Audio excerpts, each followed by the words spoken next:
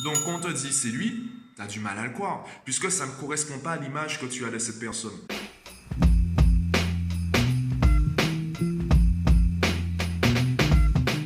Yo, aujourd'hui je voudrais te parler des croyances contradictoires.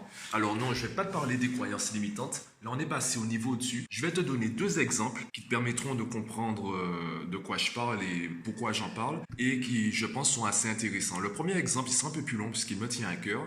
Il y a environ un an, même plus d'un an, j'avais publié une vidéo, donc sur Facebook, Instagram, etc., où je disais que n'importe qui peut avoir 20 sur 20. Alors je ne suis pas allé dans l'extrême, mais en fait, ce que je veux dire, c'est que même un élève qui est en terminale L peut avoir 20 sur 20 avec le programme de terminale S. Et cette histoire de profil et même d'intelligence multiple qui est réelle, c'est une théorie qui est fondée, qui a du sens. Ça ne veut pas dire qu'on est incapable d'avoir 20 sur 20 à l'école. Évidemment, quand j'ai posté cette vidéo, j'ai eu quelques retours, des retours négatifs, des personnes qui m'ont dit non, c'est faux, c'est impossible, il y a des profils d'enfants, il y a des enfants, c'est impossible pour eux. Ça déjà, c'est une croyance limitante. Effectivement, si tu penses que c'est impossible pour toi, eh bien, ce sera impossible pour toi. Là où il y a une croyance contradictoire, c'est qu'en même temps, un enfant, un élève qui se plaint aujourd'hui de l'école, un enfant, un élève qui dit l'école c'est trop dur, on va se moquer de lui.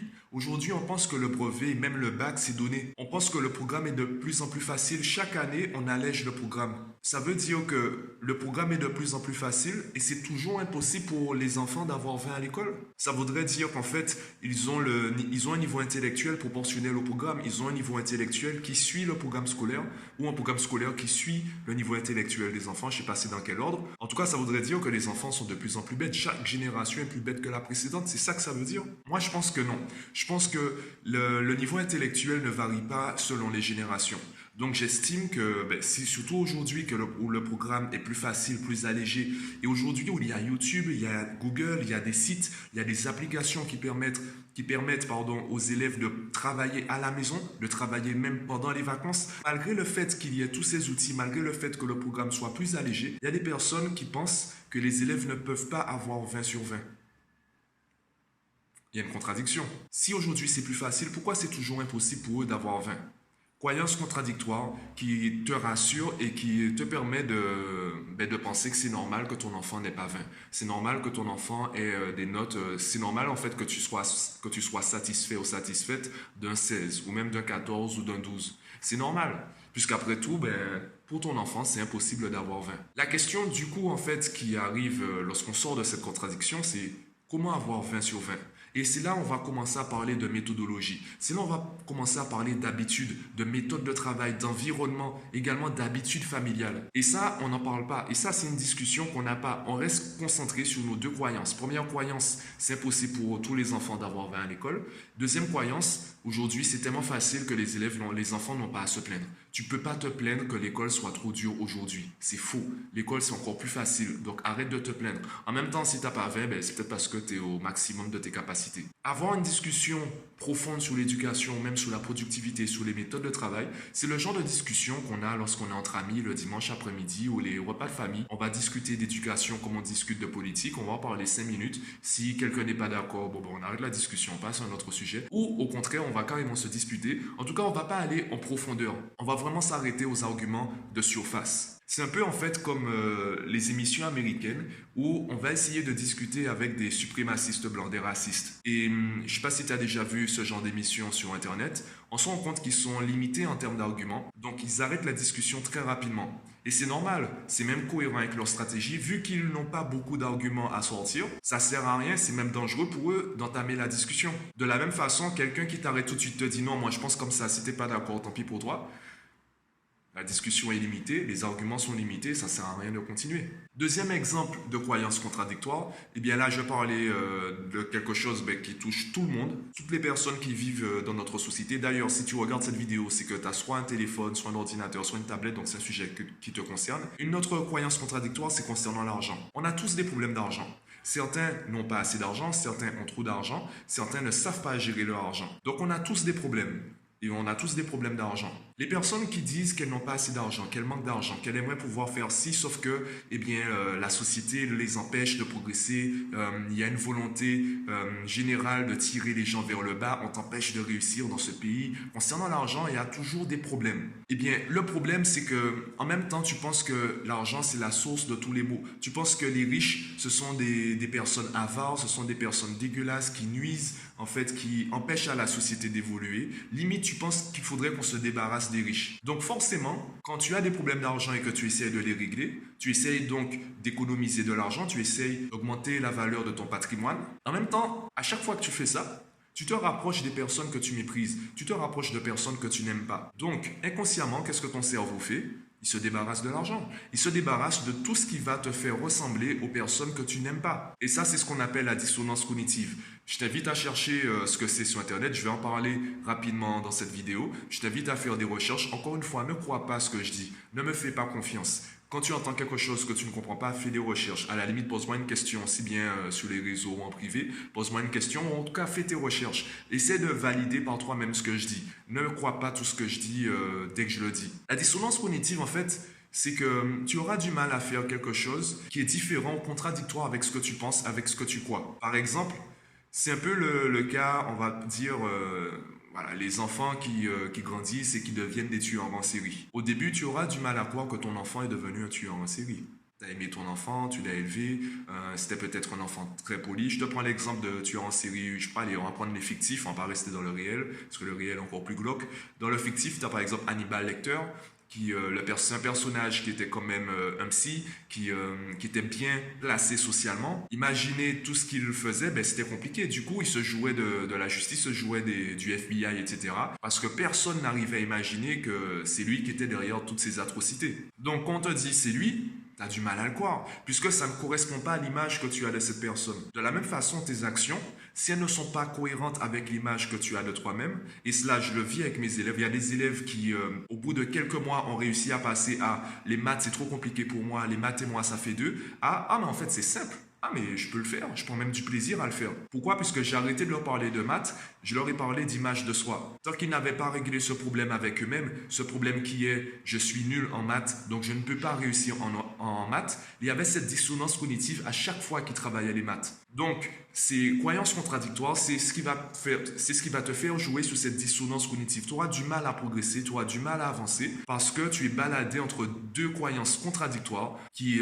te poussent à ne rien faire, qui te poussent à rester sur place. C'est un peu comme si tu avais deux forces qui te tirent chacune d'un côté. Du coup, ben, forcément, tu restes au milieu jusqu'à qu'une croyance tire plus fort que l'autre. Et c'est ça le problème des croyances limitantes et même des croyances contradictoires. Je me rappelle du livre d'Anthony Robbins que je peux peut-être te retrouver.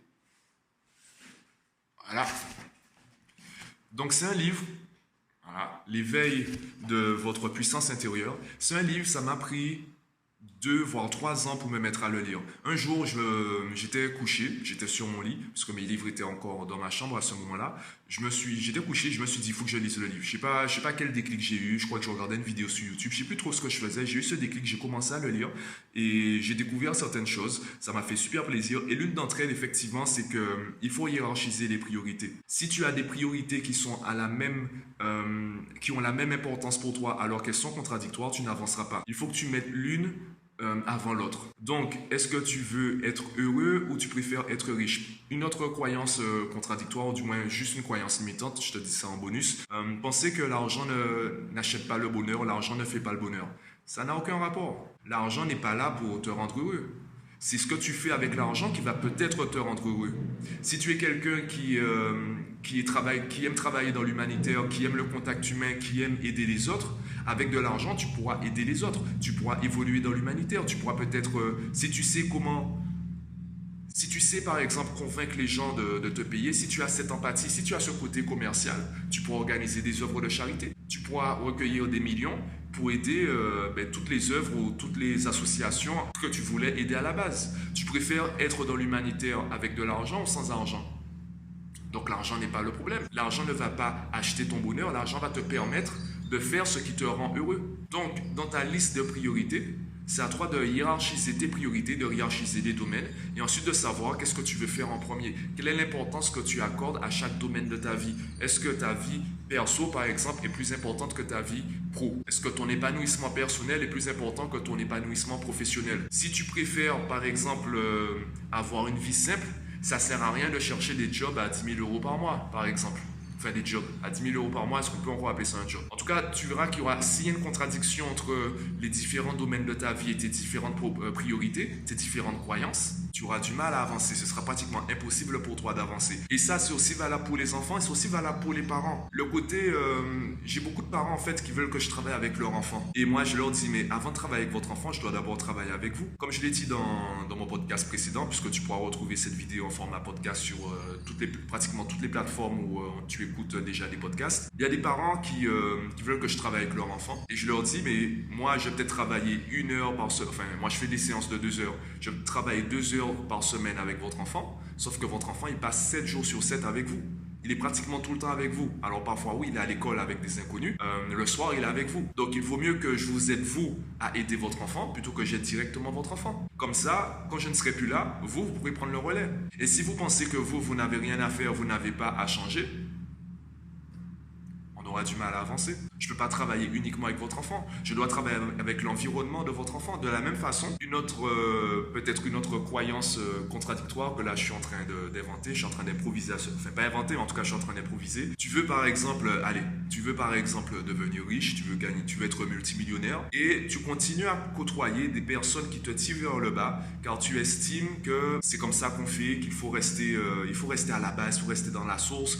En fait, tu as grandi avec des personnes qui n'ont aucune volonté d'être millionnaires ou qui ont leurs propres problèmes ou qui se servent de toi. Et en même temps, tu veux des objectifs qui sont complètement différents des leurs. Forcément, il y aura une contradiction et forcément, tu auras du mal à avancer car à chaque fois que tu vas faire un pas en avant, ils vont te faire 2 pas en arrière. Tu devras faire un choix, tu devras hiérarchiser tes priorités. Je me rappelle une vidéo de Snoop Dogg, le rappeur américain. Je ne sais plus à quel rappeur il disait cela. Il disait qu'au bout d'un moment, tu es obligé de sortir du quartier, tu es obligé de changer d'amitié. Car il y a des gars du quartier qui n'évoluent pas, qui ne font rien pour eux, qui applaudissent ton succès et en même temps, ils veulent que tu continues à les côtoyer. Pourtant, eux, ils font rien pour eux-mêmes. Si tu continues à les côtoyer, tu sortiras jamais du quartier. Tu ne pourras jamais progresser dans ta carrière musicale, ta carrière du coup professionnelle. Pourquoi? Parce que tu as des personnes qui dépendent de toi. Tu as des amis qui dépendent de toi. La dépendance affective, elle peut être très dangereuse. Surtout lorsque ce sont des personnes qui ont une influence sur ta vie professionnelle. Donc, bon, on va limiter un peu la vidéo. Je pense que tu as compris de quoi je voulais te parler aujourd'hui.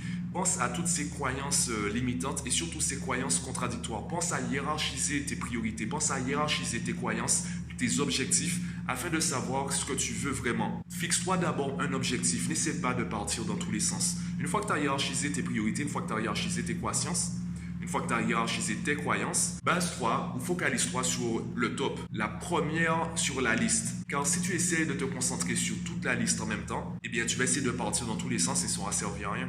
Encore une fois, tu seras coincé entre tes croyances contradictoires. Donc base-toi sur le top et ensuite travaille dans l'ordre. Déjà, dis-moi ce que tu penses de cette vidéo, ce que tu penses du sujet. Donne-moi ton avis en commentaire aussi bien sous la vidéo. Donc elle sera sur Instagram, IGTV, Facebook. Je mettrai également sur YouTube. Donc donne-moi ton avis en commentaire de la vidéo. Abonne-toi à l'une des plateformes de podcast. Et moi, je te dis à demain.